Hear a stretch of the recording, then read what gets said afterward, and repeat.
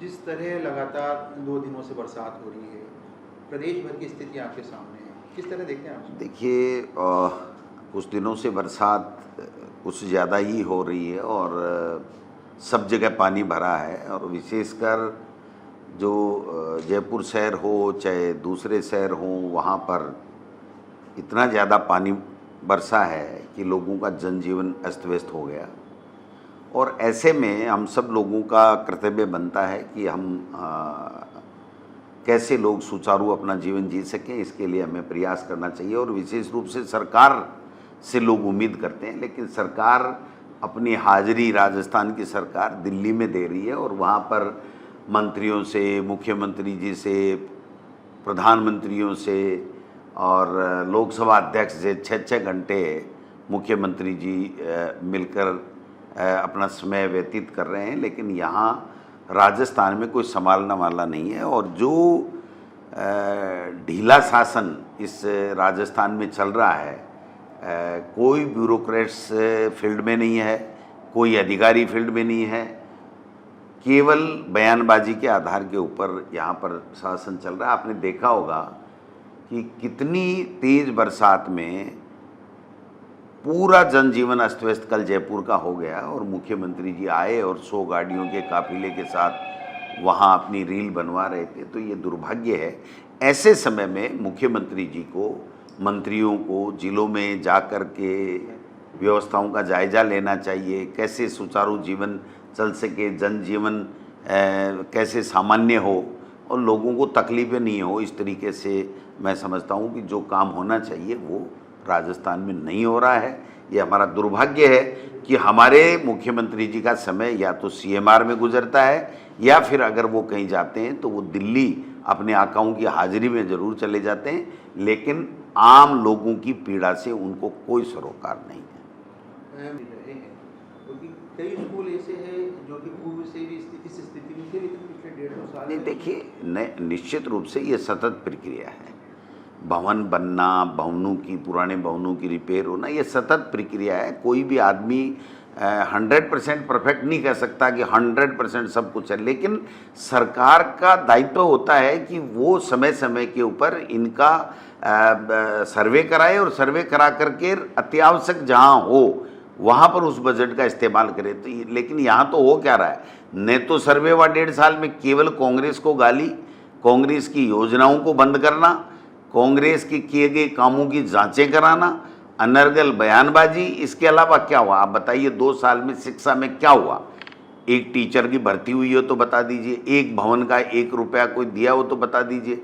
मंत्री जी ने पहले दिन आनंद फानन में कह दिया कि बजट में हमने इनके लिए 159-60 करोड़ रुपए दे दिए, लेकिन पता लगा कि वो तो स्वीकृति जारी नहीं हुई थी, प्रशासनिक स्वीकृति नहीं हुई। वित्तीय स्वीकृति, टेंडर और काम होना तो बाद की बात है, 12 महीने पहले वो काम नहीं होंगे अभी भी। और आज कल फैसला लिया गया है। मुझे अच्छा लगता हम सबको कि मुख्यमंत्री जी ये कहते हैं कि जितने भी जनोपयोगी भवन हैं, चाहे वो विद्यालय हों, सीएससी, पीएससी, हॉस्पिटल, कॉलेज, जो भी जनोपयोगी भवन हों, उनकी हम लोग मरम्मत कराएंगे और उसके लिए हम विशेष पैकेज की घोषणा करते हैं। उन्होंने क्या कहा? 5 साल में कांग्रेस के शासन में, यानी 6 साल में जो भवन बने हैं उनकी हम जांच कराएंगे। भाई, उनकी तो आप क्या जांच कराओगे? उनकी तो गारंटी पीरियड है। अगर गारंटी पीरियड में कुछ गड़बड़ हुआ तो उस ठेकेदार को जो है उसके खिलाफ कार्रवाई करके उसका जो सिक्योरिटी की जो मनी है उससे आप काम कराओ, आपका 1 रुपया नहीं लगना है। किसी भवन की बनाए हुए की जांच कराना, उसकी गुणवत्ता की जांच कराना एक विषय है, लेकिन अगर वो सुरक्षित नहीं है तो उसको सुरक्षित बनाना और लोगों को सुरक्षित स्थान पर पहुंचा करके सुविधाएं उपलब्ध कराना, ये दीगर काम है। इस विषय के ऊपर 1 रुपये एक बात नहीं बोलेंगे। और मैं कहना चाहता हूं, ये तनख्वाह नहीं दे पाएंगे साहब। ये जो सड़कें टूटी है ना बरसात में, इनकी रिपेयर नहीं करा पाएंगे।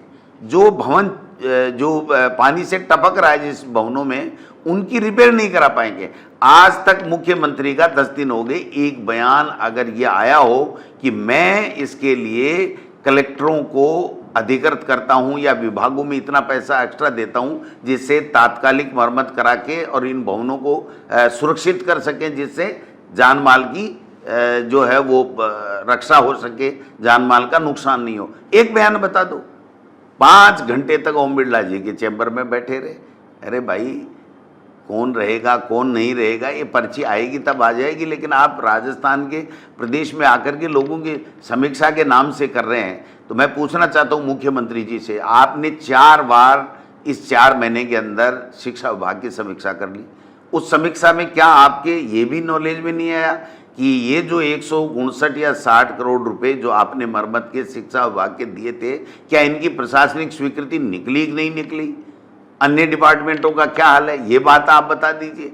ऐसे दीनदयाल उपाध्याय का भाषण दे दो, हेडगेवार का दे दो, है ना, कांग्रेस को कोस दो, अनर्गल बयानबाजी करा दो, है ना, इसमें समय व्यतीत मुख्यमंत्री जी और सरकार कर रही है। मैं समझता हूँ उनका जनता से कोई सरोकार नहीं है। निश्चित रूप से जो झालावाड़ की घटना हुई वो हम सबके लिए रोंगटे खड़े करने वाली और इतनी दर्दनाक बात थी कि मैं समझ नहीं पाया कि मुख्यमंत्री जी का कोई स्पेशल उनको पैकेज देना। ऐसे तो जो है वो बातें करते रहते हैं बड़ी बड़ी, लेकिन आज उन बच्चों को क्या उन्होंने जो सामान्य रिलीफ देकर के छोड़ दिया, कभी बात की क्या? और मेरा मुख्यमंत्री अगर किसी के डर से भय से वहाँ जा ही नहीं पाए तो ऐसा मुख्यमंत्री भी किस काम का कि जो अपना निर्णय नहीं ले सके। आप बताइए साहब, अनर्गल बयानबाजी करते हैं। जो व्यक्ति अधिकृत है चुनाव के लिए वो तो बोल ही नहीं पा रहा है। उन्होंने तो बोल दिया। राज्य निर्वाचन जो कमिश्नर हैं मधुकर गुप्ता, उन्होंने साफ बोल दिया कि सरकार की मंशा ही नहीं है चुनाव कराने की, हमें बार बार बहानेबाजी कर रही है। आप बताइए, पंचायतें नहीं बना रहे थे, परिसीमन कर रहे थे, कितने महीने हो गए? शायद लास्ट डेट थी 4 जून। 4 जून को राज्य सरकार को निर्णय लेना था फाइनली कि कितनी ग्राम पंचायतें बने, कितनी पंचायत समितियां बनी है, जो उनके शेड्यूल के हिसाब से। मैं तो कहता हूं ये काम 12 महीने पहले होना चाहिए था, जब इनका कार्यकाल समाप्त हो रहा था, उससे पहले का काम है ये। लेकिन फिर भी इनके शेड्यूल के हिसाब से आज तक बताइए कि गजट नोटिफिकेशन आया मई के अंदर 11 या 13 मई के लगभग, एग्जैक्ट याद में नहीं है, मई के फर्स्ट या सेकंड वीक के अंदर नगर निकाय के चुनाव का वार्डों का पुनर्सीमांकन की अधिसूचना जारी होनी थी। आप बताइए साहब, आज कौन सा चल रहा है? जुलाई चला गया, अगस्त आने वाला है, कल से 1 अगस्त आ जाएगा। तो कोई निर्णय ही नहीं हो पा रहा है ना, कुछ समझ में ही नहीं आ रहा है इनके कि हमें करना क्या है। अभी जो सुप्रीम कोर्ट का फैसला था ओबीसी का आरक्षण के लिए आयोग का गठन करना था, वो आयोग साहब ये सरकार बनते ही नहीं करना चाहिए था। उस आयोग को भी 6 महीने लगते हैं साहब। अभी 1 महीना भी नहीं हुआ कि आयोग का उन्होंने गठन किया। अब वो कब ओबीसी कितनी प्रतिशत है उसकी रिपोर्ट देगा, कब इनका गजट नोटिफिकेशन होगा। अभी पंचायत समिति और जिला परिषद बनने, जब नए जिले बन गए तो जिला परिषद भी बनेंगी, और पंचायत समितियां बना रहे हैं तो पंचायत समितियां भी बनेंगी। तो उनके वार्डों का भी परिसीमन होगा, उनके वार्डों का भी गठन होगा। ग्राम पंचायत नहीं बन रही है तो उनका भी गठन होगा। फिर ओबीसी का जो है वो लॉटरी भी निकलेगी, है ना, वोटर लिस्ट भी तैयार होगी। तो कुछ भी नहीं हुआ ना अभी तक, तो केवल बयानबाजी है। कभी कोई कमेटी का मेंबर कह देता है, कभी कोई मंत्री कह देता है। मुख्यमंत्री को चाहिए कि वो स्थिति क्लियर करे कि आप चुनाव कराने में सक्षम हैं अथवा नहीं हैं। अगर आप सक्षम नहीं हैं तो किसी सक्षम व्यक्ति के लिए दिल्ली से पर्ची मंगाएं, नहीं तो फिर आप प्रजातंत्र का, लोकतंत्र का गला घोंट रहे हैं, सीधी सी बात है। देखिए ये तो बड़ा विचित्र बात है कि मतलब प्रज्ञा सिंह के पक्ष में कोर्ट का फैसला आया तब तो देश की जीत, भगवान की जीत और न्याय मिला, और यही कोई व्यक्ति माइनॉरिटी का होता तो फिर इनके बयान दूसरे होते। प्रज्ञा सिंह के बारे में कोर्ट की जो भी बात है उसके बारे में मैं नहीं जाऊंगा, लेकिन इन्हीं की अदालत, यही फैसला सुनाने वाले, यही मुलजिम,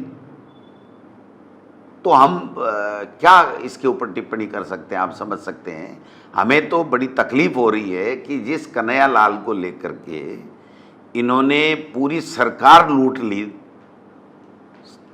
धार्मिक ध्रुवीकरण करके और उस कन्हैया लाल का 3 साल बाद में भी एनआईए कोर्ट ने कोई फैसला नहीं दिया है, न्याय नहीं दिला पाई उस परिवार को, तो समझा जा सकता है कि इनका अपना अस्त्र केवल पूरा का पूरा अपने खुद के लिए काम करता है और कांग्रेस को बदनाम करने के लिए करता है।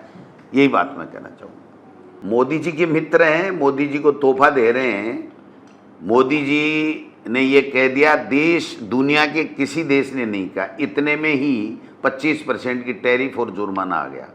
अगर मोदी जी नाम ले लेते ट्रंप ने सीज फायर नहीं कराया तो अब तक क्या होता आप कल्पना कर सकते हो। और यहां तक कहना हिंदुस्तान के लिए, ये हिंदुस्तान के मान स्वाभिमान की बात है, ये कोई मोदी जी के अकेले की बात में नहीं है। वो ये कह रहे हैं कि पाकिस्तान से आपको तेल लेना पड़ेगा और आपकी अर्थव्यवस्था आप डुबो रहे हो। मतलब इससे कड़ा या इससे शर्मनाक बात कोई हमारे देश के लिए हो नहीं सकती। आज देश का प्रधानमंत्री कुछ भी नहीं बोल रहा है, न लोकसभा में बोल रहा है, न राज्यसभा में बोल रहा है, न मीडिया के सामने बोल रहा है। राष्ट्र के नाम संबोधन में ही बोल दो।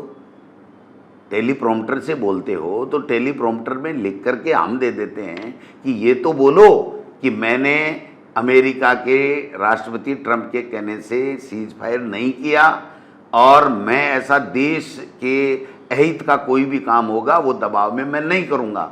इतना तो बोलना चाहिए ना। जो लाल आंखें दिखा रहे थे अमेरिका में लव लेटर लिखना बंद करो और है ना सीधा पाकिस्तान के एक के बदले 10 आतंकवादी अगर करते हैं तो ले क्या, और वो बातें कहाँ गई, वो कहाँ गए वो जुमले। तो सारे जुमले थे और अब देश के लोगों को समझ में आ गया कि इससे कमज़ोर कोई प्रधानमंत्री नहीं हो सकता और राजस्थान में इससे कमज़ोर कोई मुख्यमंत्री नहीं हो सकता।